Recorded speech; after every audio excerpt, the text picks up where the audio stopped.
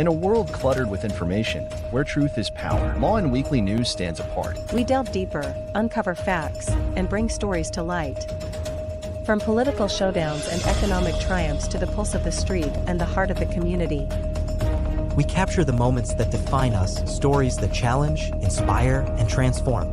Tune in live Sundays 8 a.m. Central Standard Time and Sundays 6 p.m. Central Standard Time.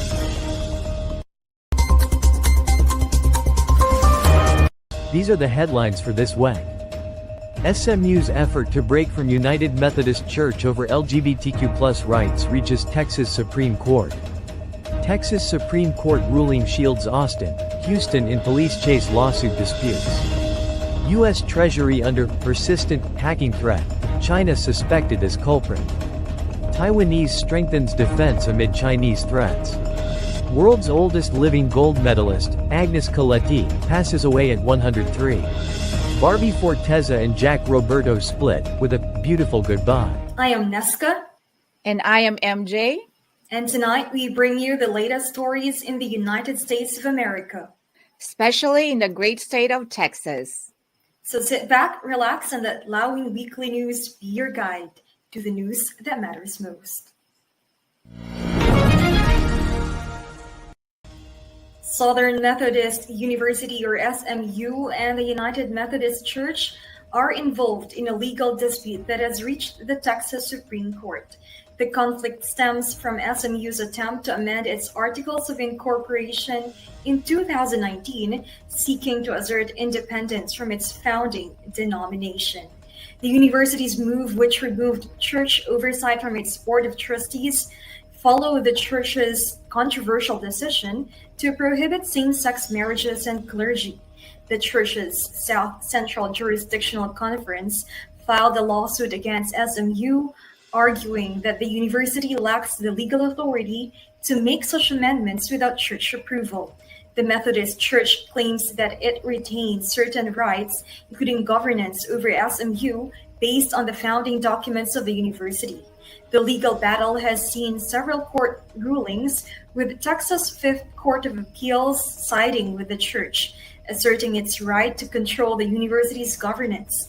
The Texas Supreme Court will now hear oral arguments, with the outcome potentially setting a precedent for similar disputes between religious organizations and affiliated institutions. SMU President Gerald Turner has expressed the university's position, emphasizing its need for autonomy to continue serving a diverse student body. The Methodist Church maintains that its historical connection to SMU is vital for preserving the university's Methodist identity and values. A tragic accident in Fort Worth, Texas, resulted in the death of a motorcyclist on the final day of the year. The incident occurred in North Texas region on North Beach Street, as confirmed by the local police officials. According to reports from the Fort Worth Police Department, the accident took place on December 31. Officers responded to the scene and found the motorcyclist involved in a severe crash. Emergency services arrived swiftly, attending to the situation and attempting to provide medical assistance to the victim. The identity of the motorcyclist has not yet been disclosed by authorities. The investigation is in early stages, with officers working to determine the sequence of events that led to the collision. The investigation process involves gathering evidence from the scene, examining the motorcycle, and interviewing any potential witnesses who may have observed the incident.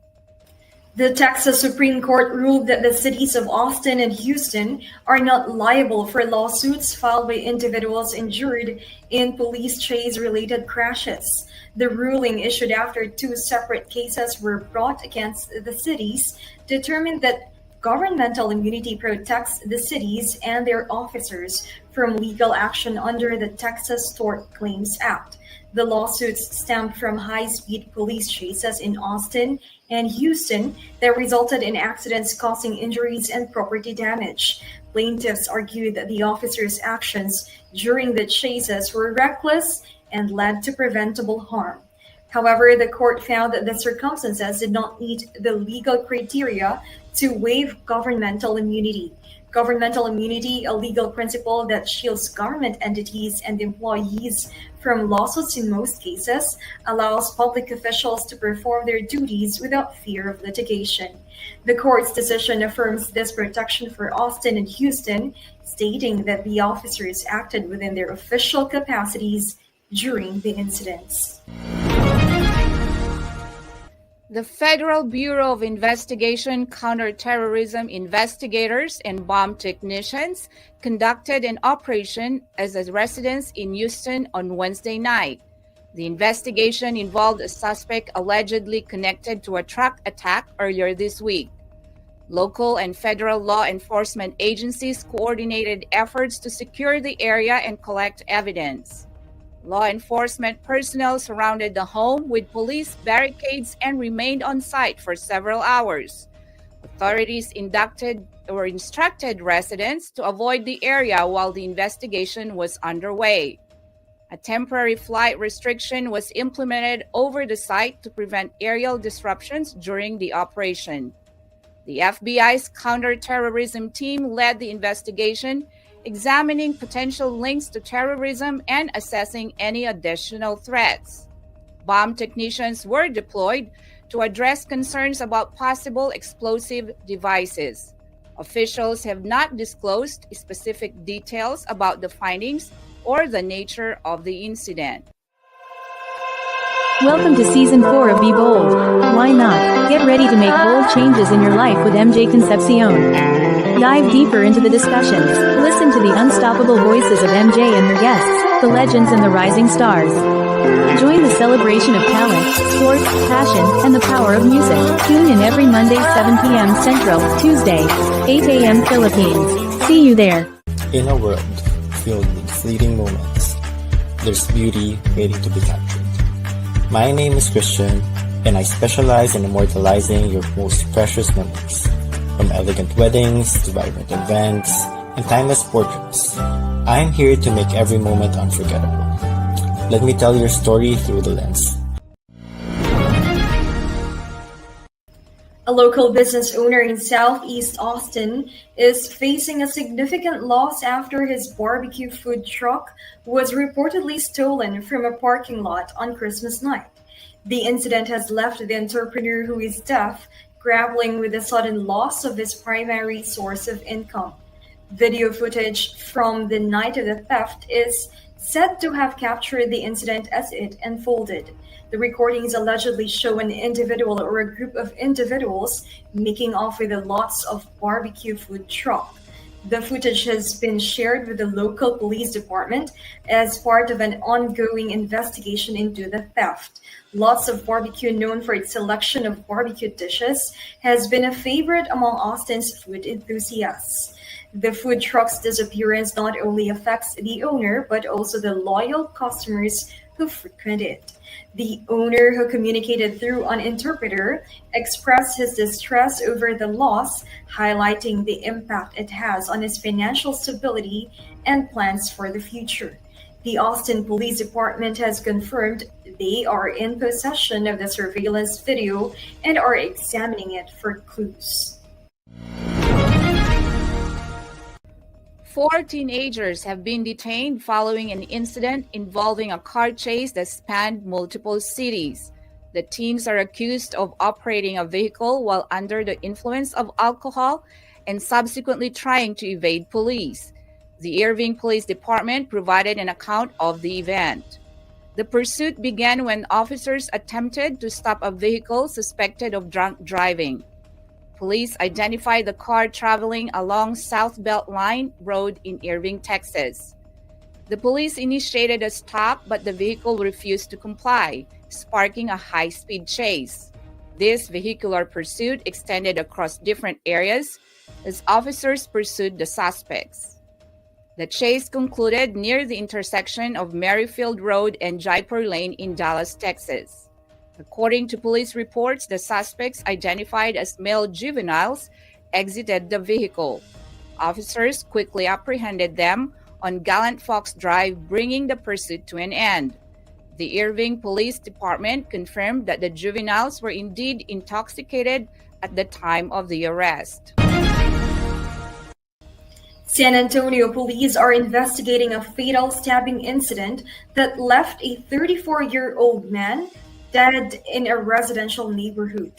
The Harris County Institute of Forensic Sciences identified the victim, Ray Hardy, and confirmed that he died from a stab wound to the neck. Emergency services responded to calls from neighbors who reported a disturbance in the early hours. Officers found the man lying on the ground with a visible stab wound. Paramedics pronounced him dead at the scene. Detectives are working to determine the circumstances surrounding the stabbing. Police are interviewing potential witnesses and reviewing surveillance footage from the area. Several leads are being followed, but no arrests have been made. Authorities have urged anyone with information to contact the Houston Police Department. Officers are conducting interviews and analyzing evidence collected from the scene to aid the investigation. The victim's family has been notified, though they have not released a public statement. The U.S. Treasury Department has reportedly fallen victim to a sophisticated cyber attack believed to have originated from China. The incident is part of a larger trend of cyber threats targeting critical U.S. sectors, including government agencies, political figures, and essential service providers. The suspected Chinese cyber operations have targeted entities with sensitive national functions, raising alarms about the security of crucial government sectors. Beijing has denied involvement in these cyber activities.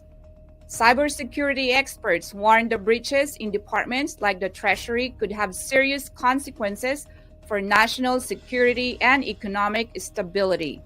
The U.S. government has emphasized the need for international cooperation to combat cybercrime and strengthen defenses against such intrusions. Agencies have been working with global partners to enhance the resilience of critical infrastructure. The attack on the Treasury Department fits into a pattern of cyber threats allegedly linked to China, with numerous U.S. entities reporting similar breaches. Join us for a captivating new series where Lawin sits down with the trailblazers of the music and entertainment world. Discover the stories behind the faces and voices that shape our culture and community. We will bring you exclusive interviews with industry legends and rising stars. Behind the scenes insights and get a peek into the creative processes and personal journeys. Artists and performers and their upcoming shows and events. Stay tuned for more updates and sneak peeks. Follow us on social media and subscribe to our channel. Beyond Health and Wellness, Dr. Rich and Nurse MJ. Let's explore the journey to holistic well-being. Listen to insights that inspire a healthier, happier life. Uncover. Empower yourself. Take charge of your well-being. Whether you're looking for tips on nutrition, mental health, or fitness, this show is for you. Beyond Health and Wellness.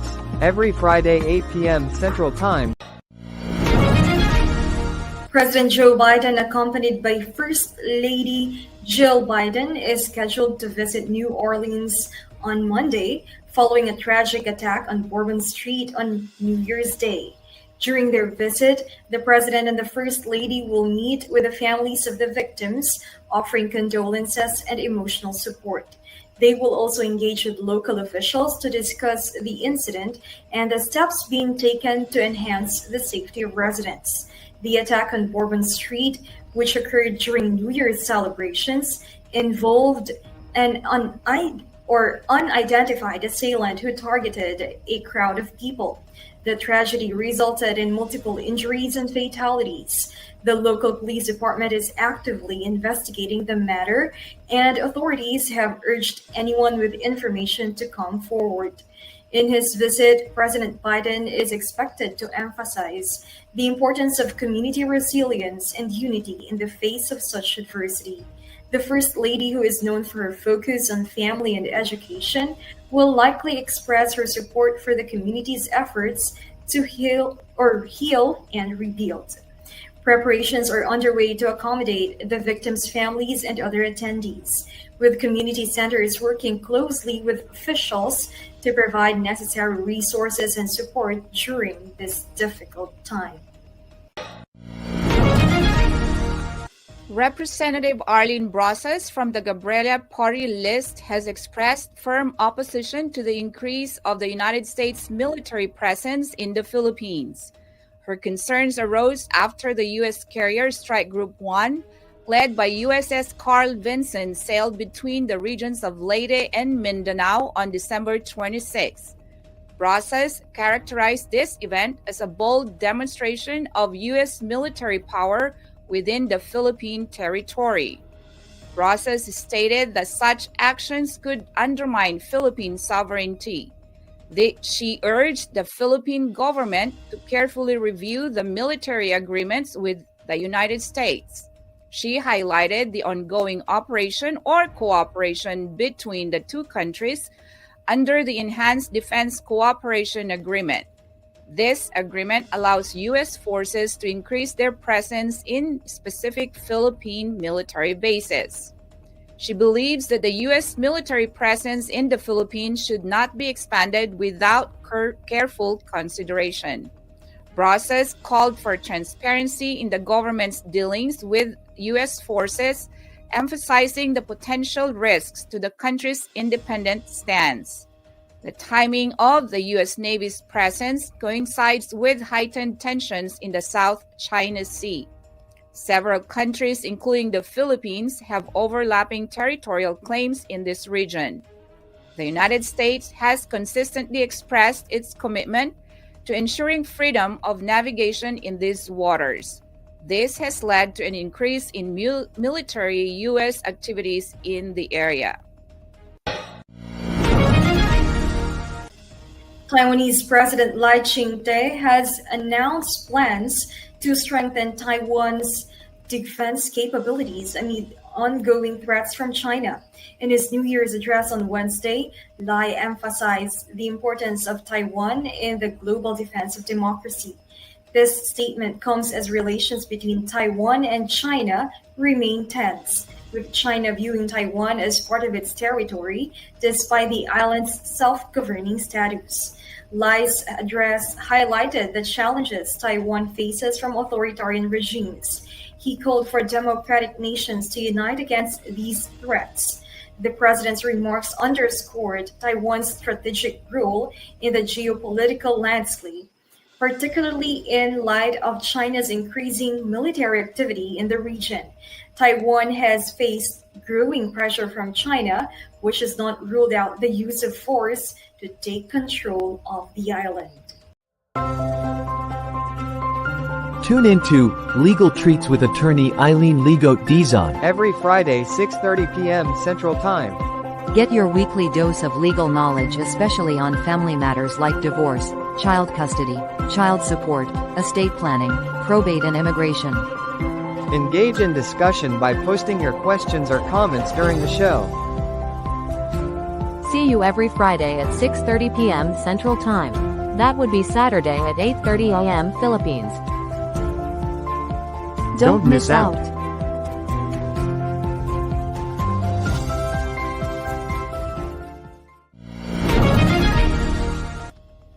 Agnes Keleti, a celebrated Hungarian gymnast and the oldest living Olympic gold medalist, has passed away at the age of 103. The Hungarian Olympic Committee confirmed her death. Keleti, a five-time Olympic champion, was revered not only for her exceptional gymnastics career, but also for her resilience as a Holocaust survivor. Born on January 9, 1921 in Budapest, Hungary, as Agnes Klein, Keleti began her gymnastics journey early, joining the National Gymnastics Association. Her talent and determination quickly set her apart in the athletic community, leading to a distinguished career in gymnastics. Keleti's gymnastics achievements are legendary. She won 5 Olympic gold medals, establishing herself as one of the sport's greatest athletes. Her performances were marked by grace and precision, earning her acclaim from both audiences and judges. However, her career was deeply affected by the events of World War II. As a Jewish woman, Keleti was forced to flee Hungary to avoid Nazi persecution. She lived under the false identities during the war, surviving the Holocaust. After the war, Keleti returned to gymnastics, competing in the 1952 and 1956 Olympics, where she added multiple medals, including gold, to her collection. Beyond her athletic accomplishments, Keleti made significant contributions to the sport as a coach and mentor. She played a key role in developing gymnastics in Hungary, inspiring and training the future generations of gymnasts.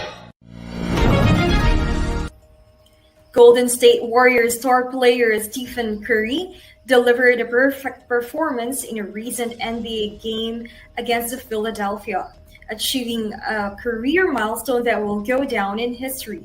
On Thursday night, Curry made all 8 of his three-point attempts, leading the Warriors to a dominant 139-105 victory. Curry's flawless three-point shooting was a highlight of the game, contributing to his 30 points and 10 assists. His achievement of going 8 for 8 from beyond the arc made him the first player in NBA history to accomplish such feat. This performance further cements Curry's legacy as one of the greatest shooters in NBA history. From the start of the game, the Warriors established a strong lead, with Curry playing a pivotal role in maintaining the momentum. While Curry's performance was a standout, the entire Golden State Warriors team played exceptionally well. Actress Barbie Forteza has officially confirmed her separation from fellow actor Jack Roberto. The announcement was made on her Instagram account on January 2nd, where she described their breakup as a beautiful goodbye. The couple, who had been together for 7 years, shared numerous professional and personal milestones during their time together. However, Forteza did not provide specific details regarding the reasons for their separation, and neither party has offered further comments on the matter. Forteza and Roberto, both established stars in the Philippine entertainment industry, began their relationship in 2016. Over the years, they were widely admired for their chemistry both on screen and off, with their relationship often viewed as a successful partnership in the world of show business. Despite the end of their romantic relationship, Forteza's statement conveyed a sense of gratitude for the time they spent together. She reflected on the beautiful memories they created and wished Roberto well in his future endeavors. Filipino celebrity couple Precious Lara Kigaman and Marco Alcaraz have relocated to Canada with their 3 children, marking a new chapter in their lives. The couple made the announcement through their talent manager, Noel Ferrer, who shared the news on Instagram, congratulating them on their 14th wedding anniversary. Despite their move, the couple intends to return to the Philippines for specific professional projects. Kigaman and Alcaraz, who married in 2011, celebrated their anniversary in Canada, also marking the occasion with a reflection on their journey and faith. Kigaman shared her gratitude for his fresh start and expressed hope for the future on social media, emphasizing God's faithfulness as she welcomed the new year. While they are based in Canada, they will return to the Philippines for select engagements, ensuring their continued involvement in projects and collaborations in their home country. Kigaman, a former Miss International holder in 2005, has enjoyed a successful career in entertainment, while Alcaraz is known for his acting. The couple has shared their experiences adjusting to life in Canada, with Kigaman and Alcaraz emphasizing that the move is focused on their family's future. They have expressed excitement about the opportunities and experiences awaiting them in their new environment. In a joint Instagram post, The couple reminisced about their time in Vancouver, where they had their civil wedding, sharing nostalgic moments and their enthusiasm about returning to a place of personal significance. As we brace ourselves for the upcoming weather changes, let's dive into what you can expect day by day. Whether you're planning outdoor activities or just preparing for the week, we've got you covered with the most accurate forecast. Stay tuned with us as we take a closer look at the weather patterns that will impact our region. Remember, here at Lawin Weekly News, we bring you the clearest skies to the stormiest forecasts. This is Lawin News 7-day weather forecast in Houston, Texas. On January 5th, rainy with strong storms in the afternoon, high of 78 degrees Fahrenheit, low of 30 degrees Fahrenheit.